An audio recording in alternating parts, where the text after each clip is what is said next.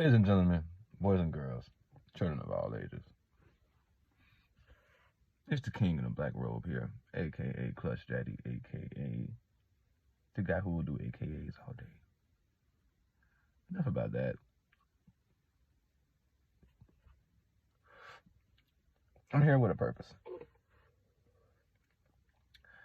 You know, I, your king, is a part of a hot take wrestling podcast, as if you don't know that by now, because that's where you'll probably be viewing this. Duh.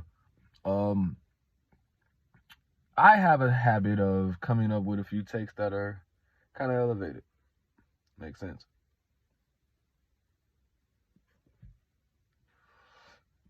So, I'm coming to you guys with some high takes on wrestling, on the way things are and the way things are going. From my perspective, of course. Viewer discretion is advised. These are my opinions solely from my brain. One take I want to really start with very strongly is Bray Wyatt signing with WWE probably just put the nail in the coffin in AEW. What do I mean by putting the nail in the coffin in AEW? They don't have anything to compete with the direction of what's going on with that particular wrestler and his character.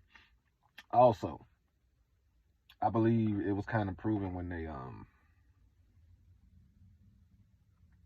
bought out Jeff Jarrett.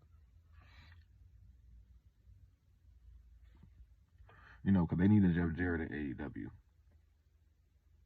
AEW.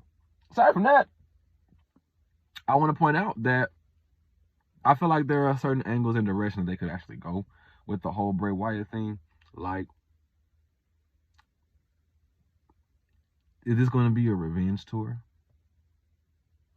Or is he going to do some things new? But with who?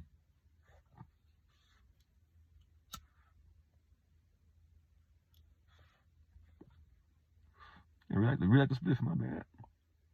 But with who? I have some scenarios for you guys just to kind of ponder about. Let's say Bray goes out to Roman. Makes sense, right?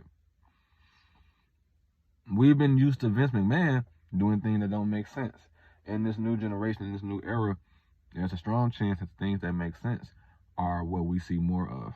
So, if there is a way where they lead to Bray Wyatt going after Roman Reigns, it makes sense for that to happen. Also, it will make sense if he does go after him to beat him because of how white hot he is. You don't want to ruin a good thing, like how they ruined him before he got fired. Moving forward from that thought process, he can also have a revenge tour, go after Braun Strowman, which makes sense. You know, it gives them both something to do and elevate both of them in a way with the way things are going, the way things are, and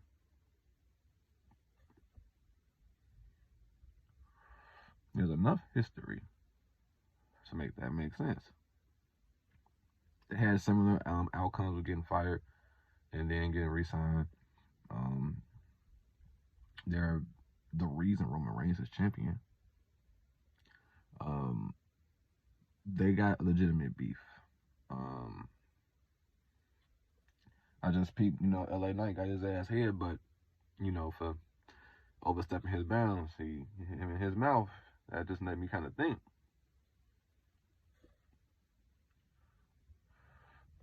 We're about to see the greatest version of Bray Wyatt.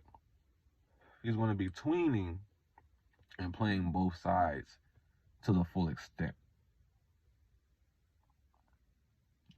It's going to be like this personality disorder situation. It's going to be like, it's going to make what Mick Foley did look like child's play, respectfully. And that's just an idea. This is just where my high thoughts are taking me about the whole Bray Wyatt concept, Bray Wyatt being back, Bray Wyatt in his position in wrestling, which I believe literally there are certain guys that just make other companies like have to step it up. Bray Wyatt being back in a Triple H-led WWE is not fair to AEW and Tony Khan, with them already having Roman Reigns being hot, and they have the nerve. Roman Reigns should have fell off in this position for being in that way for so long, but you got other elements that are like incorporated with him, his angle, his gimmick, like Sami Zayn being a part of it and being making the group hot. Man, first of all, who saw that coming? Like, no, seriously, like, who saw that coming? You don't gotta lie to me. You ain't gotta lie to Will. Don't lie to Will. Please don't lie to Will. Please do not lie to me. Not one person saw that shit coming.